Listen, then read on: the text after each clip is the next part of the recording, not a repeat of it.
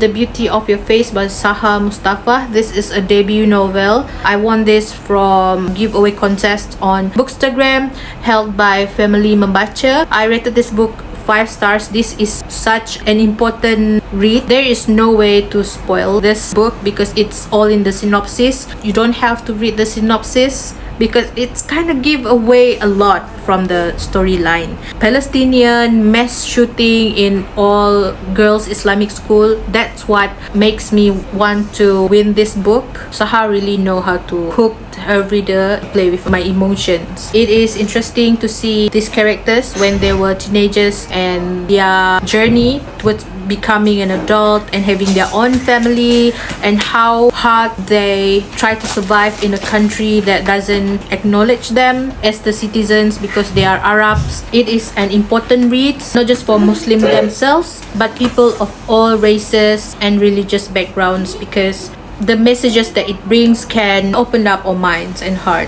There's only one thing that I wish Sahar put in this book. I really wanted to know the backstory of the shooter. What led him into doing this horrible thing. Buku seterusnya adalah Kertas-Kertas yang Merubah Fikiran. Edisi kemas kini diselenggarakan oleh Najihah Abu Bakar, Nur Azah Momin dan Muhammad Nazmi Yaakob. Mereka ni semua dari Goodreads Malaysia. Kalau korang belum join lagi group tu dekat Goodreads, korang boleh join. Kata penghantar ditulis oleh Tuan Syaharom Sulaiman. Ada 24 buah catatan dalam buku ni oleh penulis-penulis yang berbeza tentang kecintaan mereka terhadap buku, apa-apa je lah momen-momen dalam hidup mereka tentang buku. Aku pun tak tahu macam mana nak review buku ni. Bagi rating pun aku rasa it's not fair. Pada pendapat aku, buku ni sesuai kalau korang nak hadiahkan pada orang yang baru nak berjinak nak baca buku, ataupun tak suka langsung baca buku, ataupun orang yang memang dah mencintai buku. Sebab setiap cerita yang dicoretkan sangat-sangat memberi inspirasi. Tapi bagi aku tak ada satu one specific story yang berbekas dekat ingatan. Tapi aku tetap rasa benda ni perlu ada dalam setiap rumah pembaca buku. Hadiahkanlah kat siapa-siapa. Memang aku recommend. Aku bagi buku ni 3 bintang. The next book is Regetting You by Colleen Hoover, one of the author that I have never read, and this is now my curse because this will not be my first and last Colleen Hoover book. Thank you, Emmy, for gifting this on my birthday. I really love how thoughtful people behind this book. There's metaphor even in the cover design. You can see the shredded paper. If you read this, you will understand why the cover is in orange color. The whole thing, the characterizations, the theme, family dynamics, love triangle, plot twist, I love them all. I would suggest you guys to refrain yourself from reading the synopsis because it gives away like 20% of the story. It's just so good. Why have I not read any Coho books before? I just don't understand.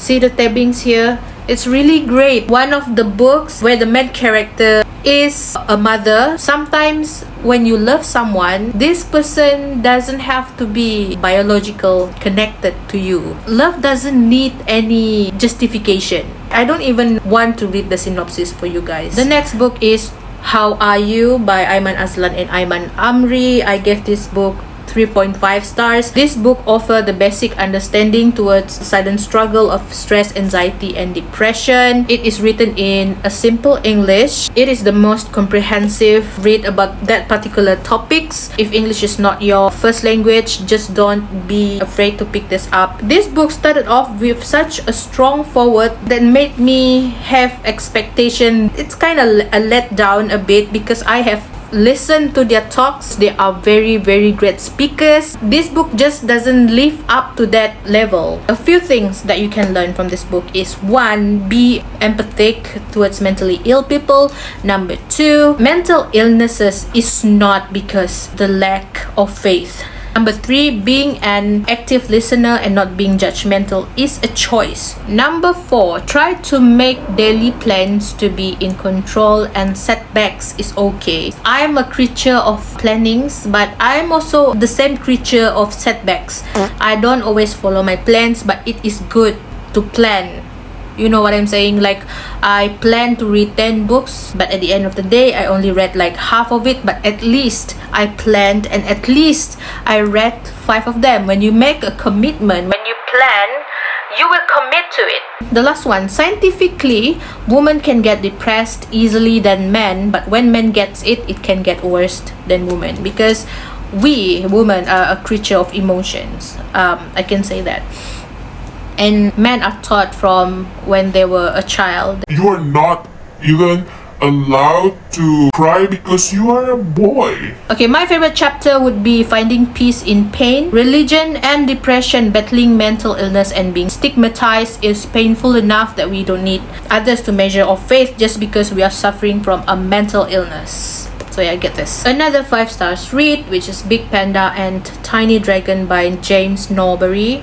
When I pick this up, I feel demotivated in the morning, but after reading this, I feel calm. I feel like I am not alone at all. When there's so many things going on in my life, talking about it, speaking up about it with someone or in the social media is very, very hard for me. It's a struggle. Instead of telling people about the things I'm going through, I'm very selective, and one of the things I do is read this kind of books. This is really helpful, mashallah. It can be someone's companion at times of needs. It's a perfect year-end or New Year's gift to your loved ones. So reading this reminds me to practice self-love through the cuteness of the friendships and adventures that Big Panda and Tiny Dragon went through throughout spring, summer, autumn, winter, and then go back to spring again. It is an illustration books, but they only use minimal illustration. They don't play with so many colors. I love, as you guys know, I love minimalism. I'm gonna share with you some of my notes. Number 1, no matter how difficult life is, we always learn something from the difficulties. Number 2, always be kind to ourselves, not just other people. Number 3, stop and rest when you are tired mentally, physically, and emotionally. Number 4, it's okay to give up because you can always try again. Brings me some sort of comforts and strength. I really recommend this, guys. The next 2 books that I read is disappointment. One is The Funny Thing About Norman Foreman. I rated this book 1 star. The other one is The Husbands by Chandler Baker. I gave this a 2 stars. So The Funny Thing About Norman, it follows a 12 years old boy named Norman. He is suffering from psoriasis. He wanted to be a comedian. He knows how to make jokes, he knows how to make people laugh. He then befriended Jax, but not long after that, Jax died. It's devastating. On the other hand, his mom, Sadie, she is not sure who is Norman's father. Sadie have this one colleague named Leonard, and he offered them help to go to standing up comedian kind of show. Norman wants to try his luck towards becoming a comedian. The journey that they went to, it's not just for making Norman's dream come true, but they also looking for the father of Norman. Overall, I'm quite disappointed because I tried so hard to like it, since the characters are a mom and a son. I was expecting this to be like a comforting read, but it's not. It's rather depressing because Sadie, his mom, is always depressed. There's so much guilt going on. Disclaimer, this book is uncorrected proof copy, so don't rely on my reviews 100% because they might heavily edited this book in the finished version. The only interesting thing is whenever they meet with the potential father of Norman. And as for The Husband, the main character is also a mother. It follows Nora. She is a lawyer. She's married with a guy named Hayden. So Hayden is your typical husband, and they have a 4-year-old daughter named Liv, and she is currently pregnant with their second baby. So they are looking for a new house to accommodate this newly coming baby. They found a neighborhood that is like, it's too good to be true. Like, there's a catch into it. All the women there are very career driven women. They are passionate, and all of their husbands do all the house chores. It's really suspicious. All of these people in this neighborhood is kind of sus, but she loves it. It's like a group where they get together among the women there. So she ended up buying a house there.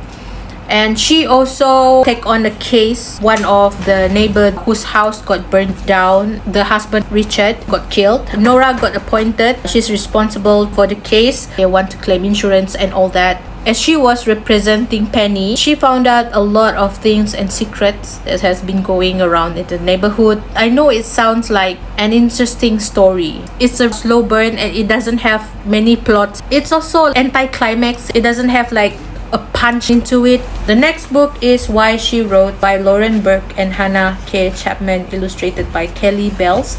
It's a graphic history of the lives, inspiration, and influence behind the pens of classic women writers. As you guys can see here, I have this collection of English classic literature. So there's one quote from this book: "Having their voices heard without prejudice or censure was more important than staying quiet. By removing their names and identities from the picture, these authors allowed their work to speak for them." So this book is an autobiography with short graphic novel about 18 women authors and poets.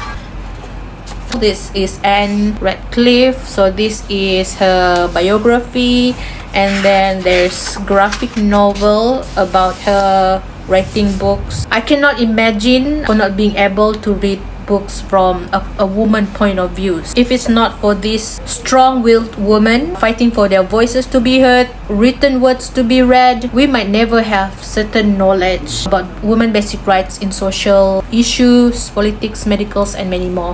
So there's one particular author interests me so much. She goes by the name of Sui Sinfa. Her real name is Edith Maud Eaton. She is an Eurasian and her writing focuses on the lives of Eurasian children and young people. Growing up in a predominantly white country is challenging and very trying. During her mid-20s, she worked as a reporter, tasked with reporting the lives of cultural norms, traditions, political stance, and customs of the migrant Chinese workers living in Montreal. To protect herself and those she wrote about, she remained anonymous in her articles. This is a really fascinating read for me. It deserves a place on my classic literature shelf. Getting to know the backstory of their hardships in writing and what more publishing books in an era that men are very superior made me appreciate each and every one of these women's author more. The next book is The Christmas Pig by J.K. Rowling. I gave this book 5 stars because it deserves it. If there's any book that can play with my imaginations, that would be J.K. Rowling. And Jim Field illustrations just perfected the whole book. So it follows Jack, whose the most valuable possession is his stuffed pig, which he called DP, Der Pig.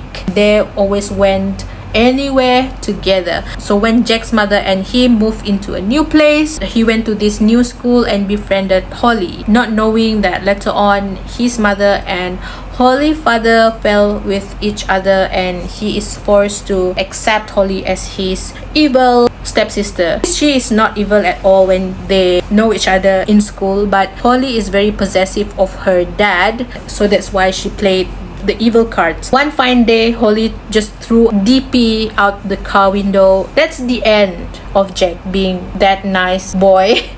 Apparently, Holly feel guilty and she replaced the ones that she threw out with a new Christmas pig, but it is not the same. It doesn't smell the same. The texture, even the faded color, it's not the same with the one that he lost. That night, the new Christmas pig became alive with all the things. The toys inside his room became alive, and the new Christmas pig told Jack that he can retrieve the Christmas pig that he lost if they ventured into the land of Lost.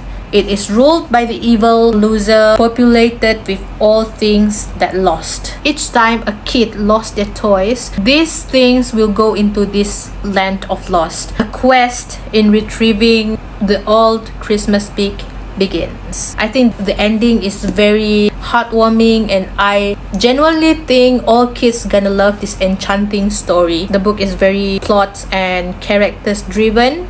It brings the usual theme for kids Christmas book, which is love and hope. I would really recommend this and it is really pretty. Look at that.